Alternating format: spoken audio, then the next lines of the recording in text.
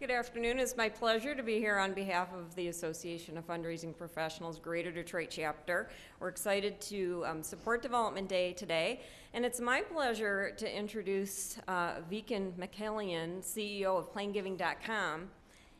Many people make a living by complicating plan giving, but Viken makes his by keeping it simple. So you're going to enjoy this presentation. If you haven't heard Viken before, buckle your seatbelt. If you have heard him, you know that he has a colorful, direct presentation style I think everyone's going to enjoy.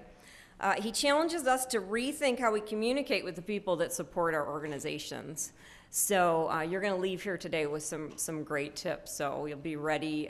You should try to be ready to implement them right away. So I'd like to turn it over to Viken. Thank you. Thank you very much. Can everyone hear me? What? Who said that? When I made this presentation in Fort Lauderdale a few months ago, the audience was quite disappointed because we forgot the question and answer sessions at the end. To avoid that same problem, I'll take your questions now. You know, if you go home taking 5% of what I say today into action, it will benefit you incredibly. I'm a marketing guy, 100%. I love marketing. That's me. I love marketing and sales is stewardship. We're not a software company. We are not a legal firm. We're not an accounting firm. Those people think differently. You need all of them. You need a financial advisor. You need to network with all of them. But marketing people think differently. And we've got some enemies out there. The number one enemy is us. The last speaker said something like, most advisors are risk averse, I believe. Well, let me tell you, most fundraisers are risk averse. In fact, most people in the world are risk averse. Very few people who are not risk averse include football players, skydivers, entrepreneurs, musicians, okay? We have to take some risks, and we're going to talk about that in this presentation. Not a lot of risks, so don't get scared of that. But we'll be talking about that as well. Communications is key. I remember before my dad passed away about 6 years ago, he told me, Viken, I'm sitting on, he said, I cannot donate cash anymore to my nonprofits. He was giving a sizable sum to I believe, the Armenian church. And I'm Armenian, as you can tell. And I said, Dad, you're sitting on so much Apple stock, which he bought at $8 a share. I said, why don't you donate stock, get a deduction, avoid capital gains tax, and receive guaranteed income for life? And he said, is that legal? So he did his fellowship at Johns Hopkins University. He did surgery for 40 years. He was an ear, nose, and throat doctor. And I'm deaf in one ear. So if you have questions, shout. And he didn't know what a simple gift annuity was. So we have a communications problem here, a big one. But I want you to think outside the box. I want you to think like businesses do. And we'll cover some examples on how businesses think these days. Hold on 1 second. And by the way, this was his gold pen that he signed over 10,000 surgeries with. I think he could do a tonsillectomy in less than 20 minutes. That was like 30 years ago, or something ridiculously fast like that. So I want you to switch over from cruts and crats to communications with donors and with each other. So plan giving is a people business. If you love people, you'll raise more money than you've ever imagined. The one advice I give is to read this book. It's a people book. $1.76 online. It's a very corny book. It really is. It's very old-fashioned. But if you switch off your modern side of the world and go how people used to communicate a long time ago, and you know what? We are in an old-fashioned business. A lot of people in our industry are older. And communications is key. Your competition is distractions. The biggest problem we have, in addition to distracting ourselves, gathering around the water cooler, are thoughts, distracting not the water cooler, sorry, distracting ourselves with our thoughts, are the messaging we get every day from the world. Your average citizen, including your donors, receive over 3,500 marketing messages a day. That's a lot of marketing messages, okay? Rotating billboards, the cars in front of you with signs on them, radio ads. Other distractions include their granddaughter getting sick, their husband being ill, the cat went poo-poo on the rug. These are all distractions where when it happens, they're missing your messages. So get to know your donor. It's like dating, long-term dating. Okay? And remember, plan giving is for average folks. We've talked about that a million times, but we tend to forget and always look for that rich donor, that 1% wealthy. Did you know that the top 1% of all the internal revenue returns filed last year, 142 million actually, 142 million returns filed last year, only 1% made over $380,000 a year? So competing for that money for large annual gifts is difficult. Number one, those people might have a lot of expenses, okay? Number two, they might be distracted. For whatever reasons, it's tough going after that market. Plan giving is for the average folks making between $40,000 to $100,000 a year. If I had 1 hour to save the world, I would spend 55 minutes defining the problem and only 5 minutes finding the solution. What most of our peers are doing is they're spending 20% time on discovery and 80% on the solution. Attorneys do discovery. They ask you questions that you might think it's silly and not related with the case. But the more discovery you do, the better. What we should be doing is getting to know your donor. 80% discovery, 20% solution. Here are some questions you should be asking. Are you asking, do they have children, grandchildren, special nieces and nephews? What are their hobbies? What's a fun, memorable moment in their life? What's an embarrassing moment in their life? I love embarrassing moments. People are willing to share. Anybody wants to share an embarrassing moment? Let me know. They are funny. I've got plenty to share, but we don't have the time. What are some of the most significant events in their life? When you're interviewing a donor, you need a sheet with all these questions on it. Okay? What was their first job, favorite professor? These are discussion points. And once you start talking with somebody, you'd be surprised how much information you can gather. We did a survey of fundraisers. Most of you don't fit in these categories, but a lot of people outside of plan giving do. 53 to 65% of fundraisers have a blind spot when the party across them is of a different political party. Okay? That's a big number. So that means if you're going after that top 1% and you have an issue with these, that 1% just got cut off to 0.05%. What is scary is 25% have an issue with wealth. Come on. We did this study 4 times in a row in 4 webinars, and the numbers were consistent. And 7% is gender. And I'm still trying to get my head around that. But I mean, 7% might sound low, but still, I think it's a large minority. So these are the kinds of things that you have to watch for. Do not bring up following in any situation unless you know the person extremely well, or you're dealing with a Catholic school or something and you know they're Catholic. Politics, religion, and money. And by the way, we are also going to talk about guerrilla marketing tactics. Thinking outside the box can be difficult. Often we get clients who'll say something like, hey, Viken, you know, we're a private Catholic school. Can you show us what you're doing for other Catholic organizations? I prefer to show them what we're doing for a zoo, okay? Or for a university, or a hospice, because they can see how people approach plan giving in different ways. I love reading business cases. I read this one case on a business guerrilla tactic. It was a pizza shop. And this was about 25 years ago when we did not have the internet. And the pizza shop advertised for you to get 2 pizzas for the price of 1 if you brought the competition's Yellow Page ad. Great, so he sold more pizzas, right? That's how you're thinking? No.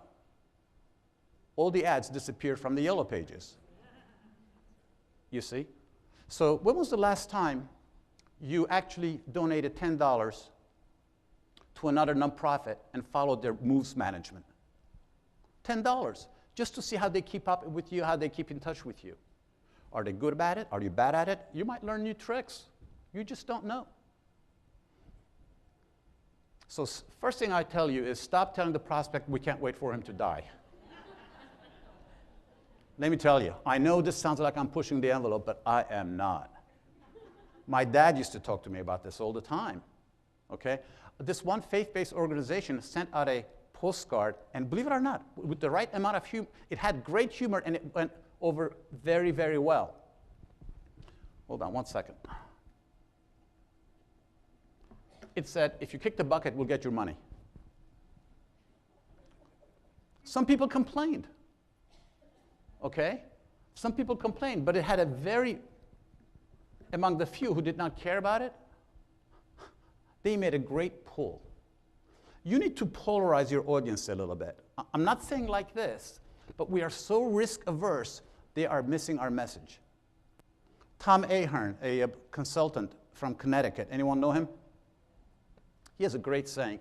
If you send out 10,000 newsletters, and he does not believe in newsletters, he calls them death brochures. Whatever, everyone has their opinion. I like newsletters if they're the right kind of newsletter. He said, if you send out 10,000 newsletters and you don't get at least 100 complaints, it's not being read.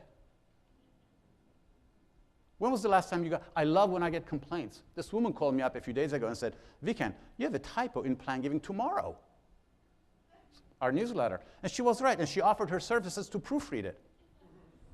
And you know what we're going to do?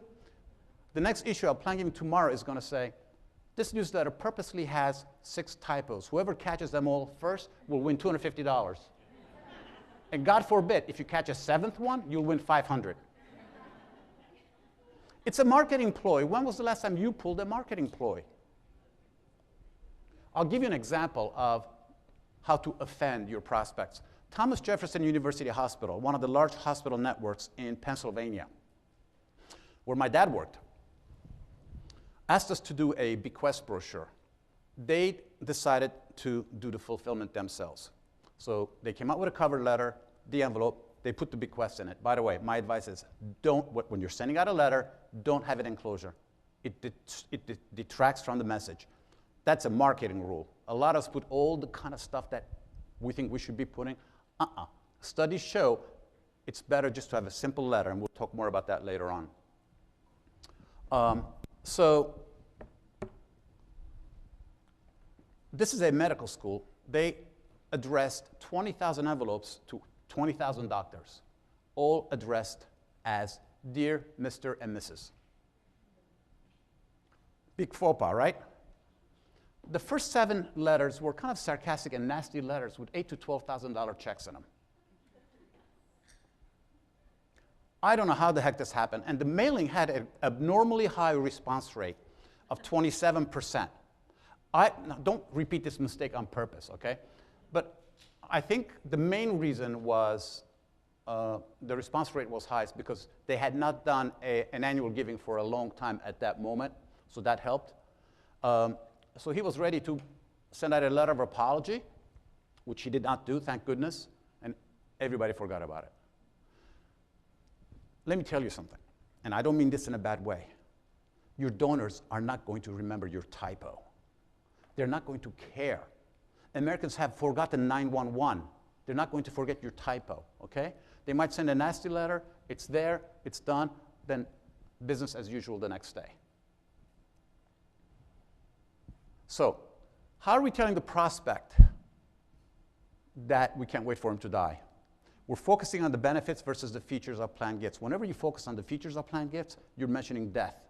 When you talk about benefits, you're mentioning immortality. Okay? Businesses do this all the time, but many of us in the nonprofit world are not getting it. We're focusing on the features of planned gifts. You know, you see a Ferrari ad, it's convertible red, a handsome young man driving with the wind blowing through his hair. And at the end is some beautiful chick or something like that. Or the problem, well, first off, the problem with that ad is that most men who can afford Ferraris don't have any hair left.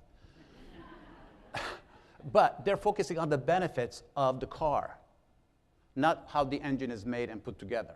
Focus on the benefits. Immortality. My dad always said, I want my name next to a surgical room. Okay? And you know, that was critical for him. He said that and like he just gazed into the air and he knew death was imminent. Have stories in your pocket. How many of you go to a donor's home without a story? And I will tell you a story later on about Jessica, a little girl who was 2.5 years old who died of cancer. She'd be 25 today. So if you are focusing on the features of planned gifts, this is how your Legacy Society ad is going to look.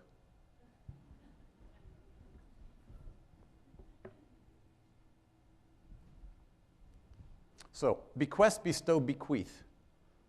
Our studies show that 8 out of 10 Americans don't even know what a bequest means. In fact, I met a fundraiser in Albuquerque who did not know what a bequest is. He was young, okay, fine, he was new to the industry, but try to use easier terms, like a gift that gives you guaranteed income for life, and in this case, a gift through your will or estate. And we've got elevator pitches on our website and in a little booklet called the Plan Giving Pocket Guide. I had no clue I was speaking to the entire group, so I only brought 20 copies. They're on the desk outside, but if any of you really feel you need more education in plan giving, or a staff member or an administrative assistant, just email us at success@plangiving.com. We'll send out a complimentary copy. We sold like 4,000 of these. I'm going to skip that slide. Also, be careful with the language you communicate. We need the funds now to maintain our property today. It's so easy to use language like this. This is annual giving language. The donor hears, give us some bucks now to take us out of our misery. That's annual giving language. Plan giving language would be, we're working on supporting our future so we can continue doing what we do today even better for generations to come. Always focus on generations to come, because that's what we are all about. And please convince your prospects to make out their estate plans, to make out a will. This is a great cartoon we use on our booklets on estate planning. And when my wife saw this, she cracked up. She said, when my mom died, this is what happened. Okay? And you know, let me tell you something. My dad died without a will. My poor mom, her accounts were not affiliated with my dad. So you know what it's like. I had to go to court, get him out of probate and all that stuff to help my mom go to a retirement community with a mental unit because she has Alzheimer's. So you can imagine the disaster. And then I'm running a business managing 15 employees, okay? And my dad was a doctor. He didn't have his paperwork together. This Holocaust survivor just died in Manhattan 4 years ago, and he left the government $40 million. Okay? $40 million. Now, let's get back to my wife. My wife is from South America, Colombia, South America, so she's Spanish, okay? She's 80% black, 20% Indian, all right? Some of you met her yesterday, last night. She's with me. It's her birthday today. So I want to get out of here fast. I'm kidding. When her mom died, she said everything was in place. And this is a woman who does not even have a third-grade education, because back then in those years, they made sure that the boys got educated first. Okay? especially among the minority, okay? She said her mom, I mean, everything was so perfectly filed. They knew what they had to do. They did not need an attorney or nothing. This is from a third world family. And my dad, who was so educated, Johns Hopkins, Thomas Jefferson, did not have his estate plan together. You'd be surprised. And the nice thing about telling your prospects about getting their estate plans together is this. It's another touch for a conversation starter. How many of you have an estate planning kit you can give out for free? One of my clients, Furman University in Greenville, South Carolina, gives out estate planning kits on thumbnails as a gift when someone comes to their landing pages. They did an e-broadcast, and under the football scores, they had a line that said, "Don't worry, you don't need a will. The government will take care of it for you." You click on that, you go to their landing pages. And feel free to use that. That was our idea. Our 8 pitfalls of writing your will yourself.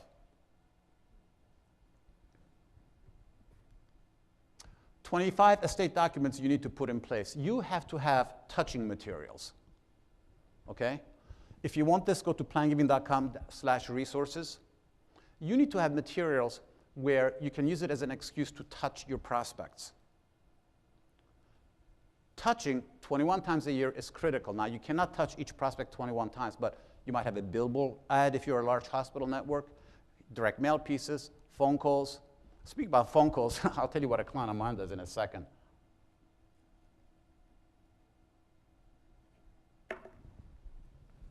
So touch points. This teaches your prospects on what to have in place before they die. And 25, that sounds like a lot. How many of you can even think of 25 items? I'll share with you some of the stuff that you don't think about. Passwords. Okay? How many of us pass away how many of us lose passwords? Right? I'll give you as an example here. We actually own the domain plangiving.com. It's worth a lot of money. If I pass away, it's going to be impossible for my wife to go and get that domain from the registrar to take control of it. What happens if we don't pay for it by mistake? We lose $1 million domain immediately. So what I'm trying to get across to you is some of you and your donors own intangible stuff that's worth a lot more than you think. So right now we are entering an intelligence world where commodities are not necessarily high-end bottles of wine, scotch, or gold, or diamond. We're getting into information. And information is very, very expensive. And many of your donors might have that. Elevator pitches. I love those. Make a gift that costs nothing during your lifetime. You have to learn your elevator pitches by heart. Even for your job. You are at a cocktail reception having a spirited conversation surrounded by 8 people. And they ask you what you do for a living, and you tell them you're a fundraiser. Do they all split to the bar? You should have an elevator pitch on what you do. An elevator pitch is a 7 to 10 second statement that explains to them in a nutshell what you are and who you're about. Elevator pitch. Make a gift and receive guaranteed income for life. What a great way to just explain a charitable gift annuity. You don't need anything else. Did you know giving stock can be more beneficial to you and us than giving cash? One of my old partners used to take a donor out after a $10,000, $20,000 check for lunch, which is what you should be doing if you get that kind of money, and suggested for him to double his donation by using appreciated securities.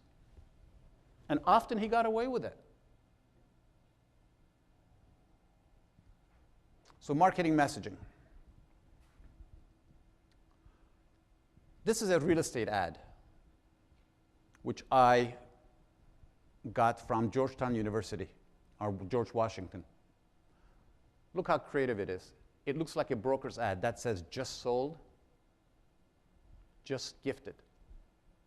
About 45% of American wealth is in real estate. If you're not doing it, you should. And if it's too difficult for you, find a gift facilitator like Chase Magnuson. Anybody know him? Just Magnuson, or Dennis Haber, or Kim Dodaro. There are 3 hot names right there who do gifts of real estate, or they help charities with gifts of real estate. Don't worry, you don't need a will. The government will take care of it for you, really. What I'm trying to tell you is to not be vanilla. We are very, very risk averse. You're going to have 3 or 4% of your donors call you up and get upset. It's much better to have that instead of nobody calling you. I'm going to guarantee you right now, okay? If you're not getting any complaints, you're not being read. We are being way too vanilla.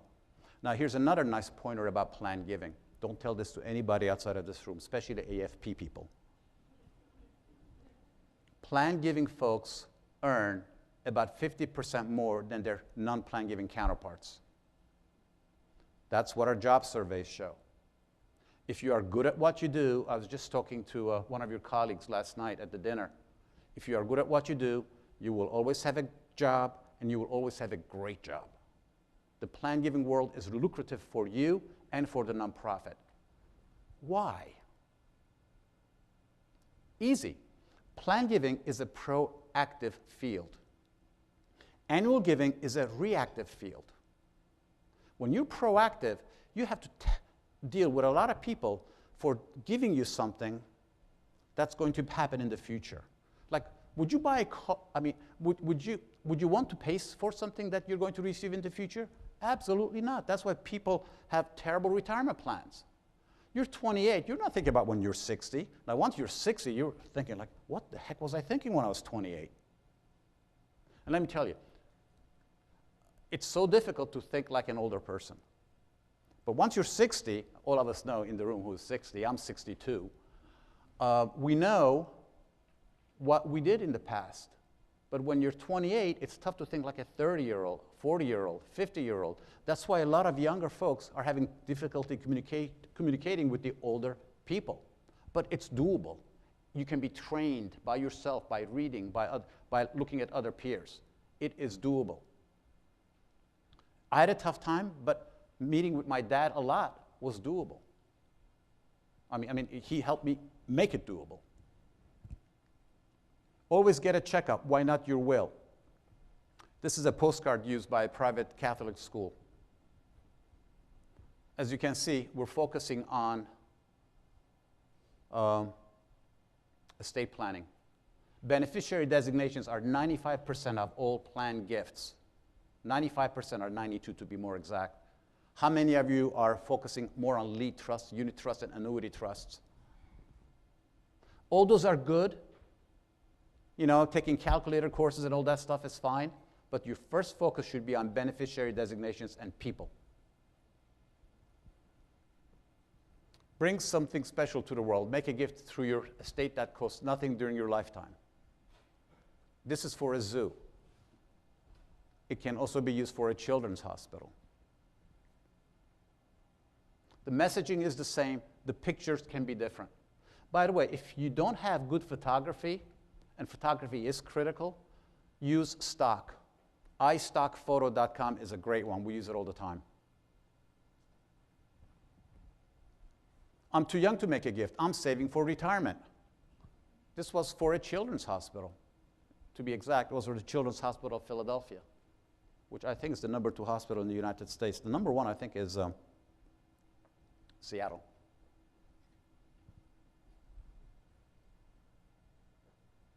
These kinds of imaging opens up venues for discussion with your donors. And children and pets are two great marketing messages. And you don't always have to use a child for a children's hospital. You can actually use it for a university. Get creative. What I tell my people is this. My friends and clients, go into a room with 4 or 5 people and brainstorm. First, come up with the nastiest, most politically incorrect ideas and build up to it. Usually number 20 or number 21 end up being the best ones. I had a mental health organization, national, in Washington, D.C., that couldn't figure out a headline for an ad. And his line was, how about everyone's driving us nuts? They didn't do it, but it was a good start just to get everybody laughing and talking about it. Marketing is critical. Your messaging is critical. The headline of a display ad, and display ads are very important for you to use. They're free. You can put them in all of your school publications, annual reports, newsletters. A good display ad with a picture of a donor. Repeat it over and over and over and over again. Change the donor's name, change the donor if you like. But a good display ad is very powerful. But remember, the headline of the display ad is the advertisement for the ad. When you're sending out a plan giving postcard, the headline on one side of the card is the advertisement for the back. Don't take your boss's permission first on how the copy should read. Go to donors and go to your board. This is the rule. If all of them say it's great, it's not great. If the majority says that's pretty bad, it's too edgy for us, it's not good.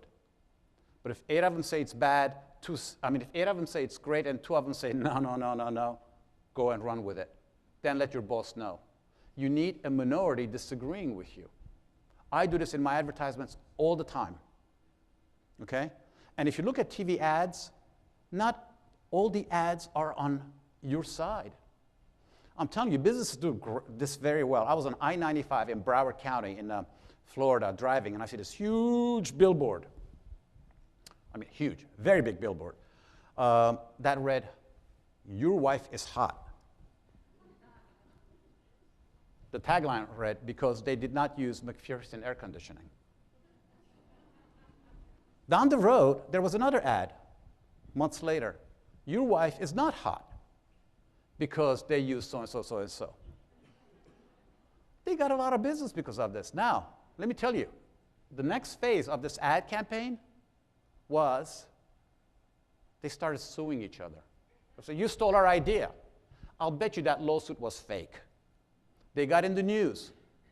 The ads are still there. Google it. "Your wife is hot." You need to push and pull. Look, everybody knows Howard Stern. Some people hate him, some people love him. But just imagine if he was just doing vanilla jokes where he would be. Would he be making money? No. It's just natural for some people not to like somebody. Politicians do it better than anybody else. Okay? And quite often they do it on purpose. I got 2 friends of mine in Florida, a Democrat and a Republican. After they fight in public, they're out having martinis. They accomplish what they have to do. So now you're saying we cannot be that edgy. You can. Not very edgy, but slightly, just a little bit more so that you'll have a donor call you up. Speaking about being edgy, I have to apologize before I give you this news, okay? Especially to the women. I'm just the messenger. My alma mater, University of Pennsylvania, a politically correct school. Everybody knows Penn, right? Now has endowed urinals. I'm not kidding. And this is Penn, an Ivy League school, with plaques on each one, in the Rosengarten Library. I used to study there, not in the restroom, but it's on the ground floor, 34th and Walnut Streets. And I'm not saying that you have to have something like that, but if Penn can pull this off without upsetting a lot of their donors, and we're worried about making something light green versus dark green because the color may not suit well with Mrs. Brigham, all right? And always, always, always have a story to tell. In fact, you know what? I'm going to tell you the story of Jessica. This went over very well with donors. In fact, this one fundraiser I knew, I still know, in Long Island, carries a DVD with him. He works for cystic fibrosis and shows the DVD to donors in their living room. And the tears come, throat gets gulpy, and the checkbook is out. A well-prepared DVD will cost you about $5,000 to $10,000. It's worth the investment. He's used it 10 years in a row. That's $500 a year. Is that right? Well, whatever. When I'm on stage, I cannot do any math. But Jessica, my friend Jack Miller in Pittsburgh, always said, I'm a scary-looking guy, but I'm the friendliest guy in the world. But little Jessica didn't like Jack. Jack is a chunky, bald guy, and he always advertises himself like that, so I'm not saying anything derogatory. And whenever he saw Jessica, Jessica's like, put her head on her mom's chest. She was going through cancer, cancer therapy, is that what you called it? Cancer treatment. And football games in the building or wherever he saw Jack. So one day, she's at the hospital, she's walking, needle with the thing behind her and all that stuff, and she sees Jack in the hospital. Same story. She puts her head on her mom's chest, like, I don't want to deal with this guy. Next thing you know, she changes her attitude. She goes and hugs Jack. You know why? Because he's bald and she thinks he's going through cancer. Okay? Now, if you put together stories like these and tell them, storytelling is incredible. We did a webinar on storytelling alone. High turnout. Storytelling takes a talent, but you can develop it. You really can. And stories move people. Look at TED. Look at TED. TED Talk, you know? Prime example. These kinds of stories are so easy to gather up. All you have to do is talk to your donors about it. And stories come out of discussions. What was an embarrassing moment in your life? What happened this? Who was your favorite professor?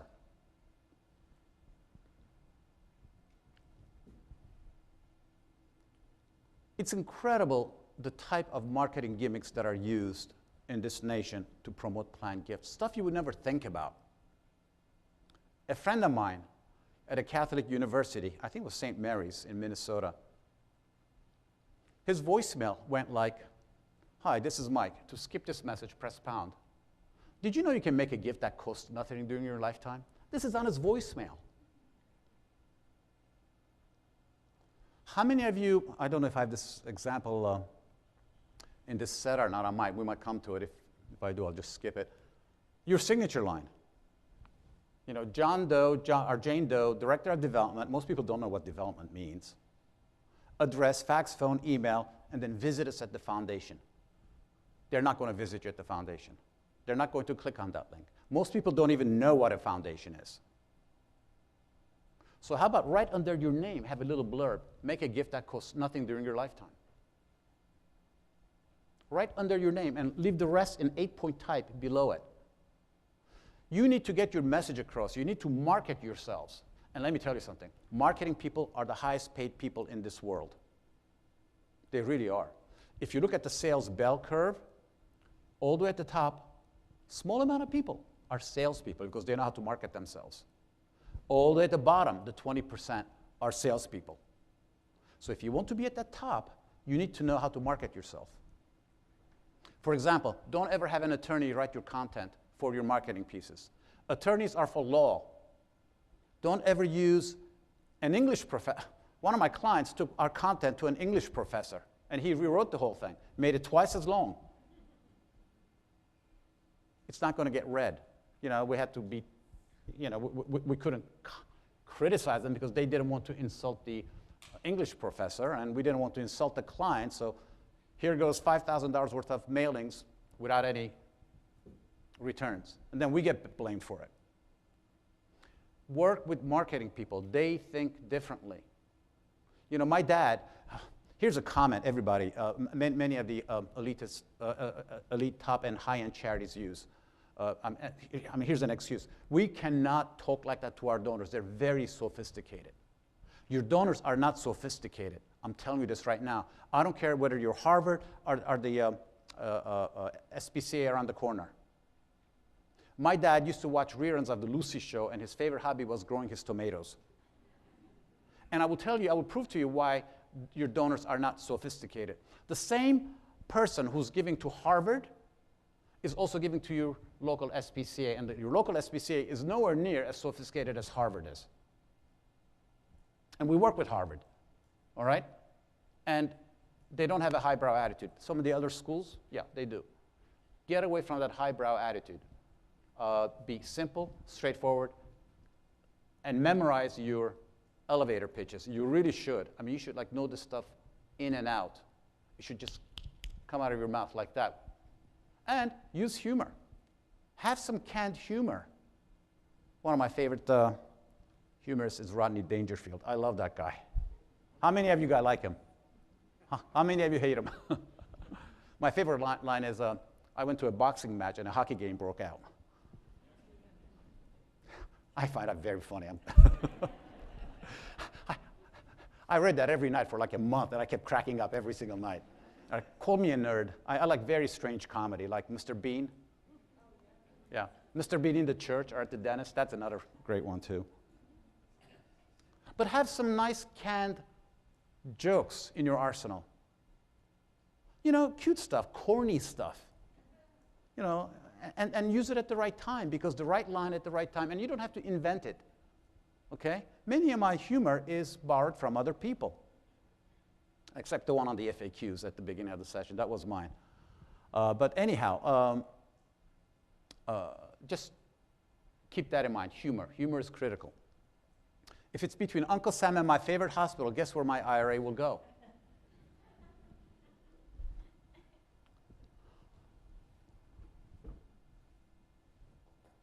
A school used this postcard, and they put a disgruntled board member looking at you and saying this thing with a cigar.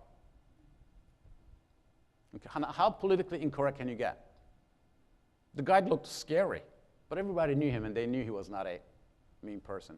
But get creative with this stuff.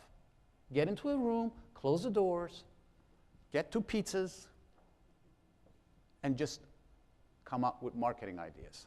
It's easier than you think. It's just that we're bogged down with, you know, making sure that all the information in Blackbot Analytics is correct, our other CRMs working right, you know, getting to a meeting, making sure that there's enough coffee for everybody. We get involved in the day-to-day stuff. You know what I do? I shut off the phones, I shut off my email, and I just think.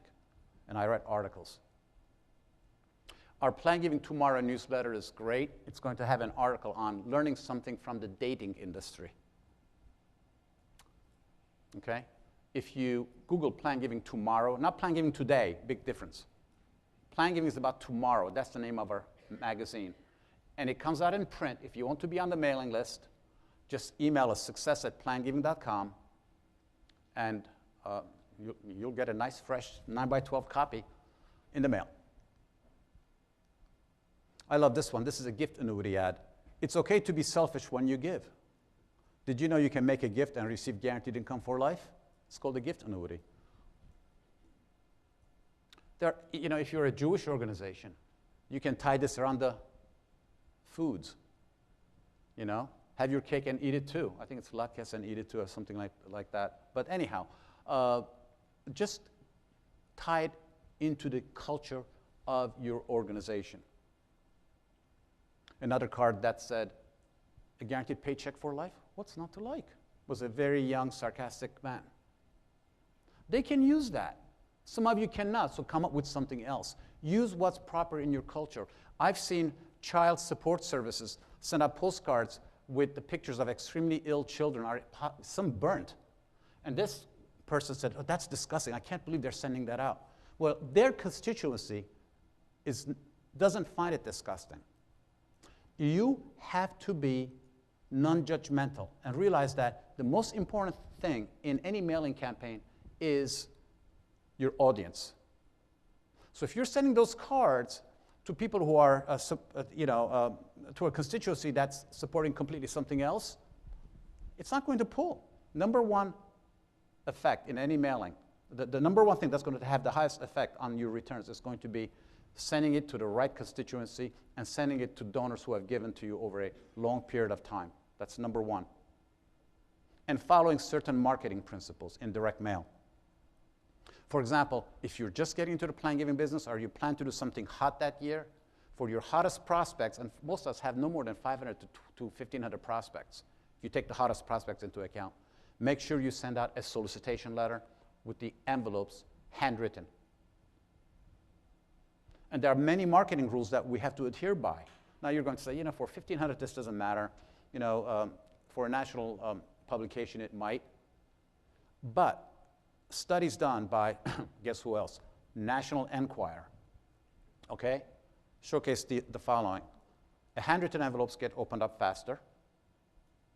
If you've got live stamp on the envelope, it's more likely to be opened up. If you've got two stamps on an angle, it's, instead of straight, has a higher rate of opening up. Okay? If you put your initials on the top left-hand corner, there are companies that actually handwrite envelopes for you, or you can do them with volunteers to get more in tune with your constituency. I told you this at the beginning of this presentation, that if you just have a letter without a brochure, it has a higher rate of a higher chance of it being read. And finally, a yellow stick even helps. And if your name starts with a J, it even improves it further. I'm telling you, there's research on this kind of stuff. Now you're going to say, oh, Viken, you know, 1 or 2 mailings like this, it's not going to make a difference. Well, everything adds up over a long period of time. Last thing you want to do is use a label. That's a no-no. And dot matrix. If you really want to automate this, use a laser printer. We did this for Swarthmore College. I can save you money or I can cost you money. Any preference? We got this guy who used to draw for the New Yorker, and he actually drew this for Swarthmore College. Yeah. And the other side was on retirement plans. Look how tacky that is, but somebody actually used this. Look at the Grim Reaper on the other side. I want the children to remember me. It's about a gift through his bequest. Now be careful though.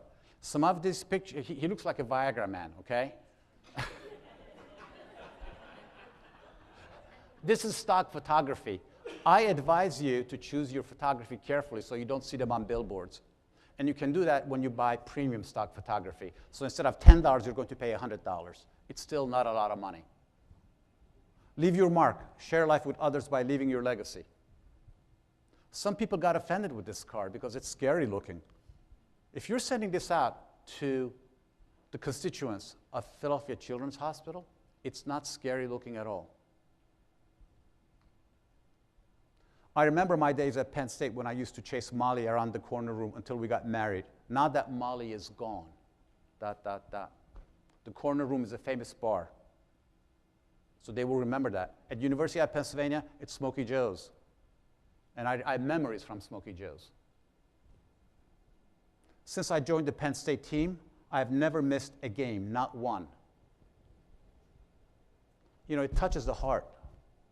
It really touches the heart. The good news is we have enough money to build our new building. The bad news is it's still in your pockets.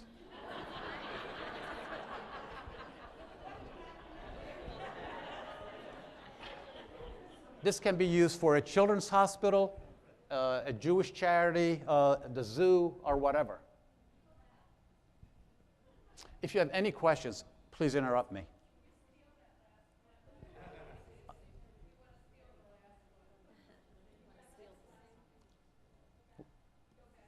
Oh. His PowerPoint is on the website link that I gave you, so that's in the materials link that you have already. Copy that. Feel free to copy it. I think this is online, so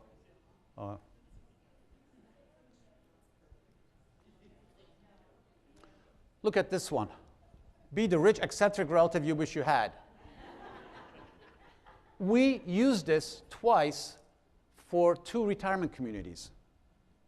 Do you think older people in their 80s are going to be, you know, it's like, they need something to laugh about? Okay? And they sent every single resident a bequest solicitation letter that was so warmly written. We actually wrote it for them. They were saying something like, so-and-so St. Mary's Community Foundation would like to thank you for your, that's like getting a thank you card from Walmart, you know? instead of, as I was exiting the parking lot, I saw 5 residents laughing and giggling. I waved my hands at them. They all waved back, and they were so happy to see me again today. Thanks to people like you, you are making people's lives happier and healthier and so forth. Get creative with your content. Hire a professional copywriter to write it. Don't do it yourself. It takes too much time. Guess what, Dad? Spike and I are getting married. Having a bad air day? Washington State University sent out 6,000 of these cards. Don't forget stamps that can be customized. Put your board member on there. This was a great ad done by the Smithsonian. We did not do this one, but it was a politically incorrect headline. Patty, girls don't become pilots. I love this ad. And I was seduced into reading it, and it read, yes, they do. She became one of the best acrobatic pilots, blah, blah, blah, blah, blah, blah. So good headlines. Oh, here's a great one. Henry, you're doomed to fail. You'll be milking cows all your life. Today, Henry's still milking cows. In fact, he owns one of the largest dairy farms in Pennsylvania. This is for an agricultural school. Do you see what I mean now? To be edgy in your own little culture. You can't do this for Michigan State. It won't work unless you're doing it for their agricultural department. I don't even know if Michigan State has an agriculture. Did it? That's right. Okay. Yeah. And you know what I forgot? That you're a beer state. I was wondering why they have beer distillery out there. So final thoughts on email marketing. U.S. mail, take these home. U.S. mail beats email in your communications. All right? 10 years ago, you've got mail. Remember that? How many minutes do I have? 5? 5. Now, 436 emails. How many of you can share this pain? So if my mailbox was as big as my inbox, it would be the size of a tractor trailer. So I got this letter from Thomas Jefferson University, addressed to my dad, who's passed away. And I called them up. I had to notify them. And they were like, oh my gosh, I can't believe we did that. I said, no. I said, keep the letters coming. It reminds me that I had a dad once. So they were like scared that I was calling up to scream at them. Not at all. I said, who the heck wrote that? Look how elegant it is. And I thought it was a machine. And there are handwriting machines these days that actually will make one A look different than the other A. They actually look handwritten. It's a gimmick. Use it. Okay? It's all about marketing. But this letter got opened up. Live stamp, handwritten, truly handwritten. And a personalized letter with a signature line on it. Instead of a cold label. And with that said, final thoughts. You need to be strategic in your marketing, not tactical. Tactical people do to-do things. It's okay to have a to-do list. You have to have a strategic list. Strategic thinking will get you further in your career. Your nonprofit will benefit more from it.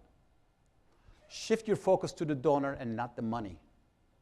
The money will come in by itself. Direct your efforts on discovery and not the solution. You don't need to be a plan-giving expert to initiate the conversation with your donors. If you want to know the technical parts of plan giving, pick up our pocket guide. It's outside. There are only 20 copies. So if you really need it, pick one up. And if you really know your plan gets in and out, you should have a copy, but just email us for that. We'll send it out to you. So finally, let's skip to the last one. Donors making gifts through their wills typically increase their annual support because they have a vested interest in seeing your organization succeed. In short, they make you part of their family.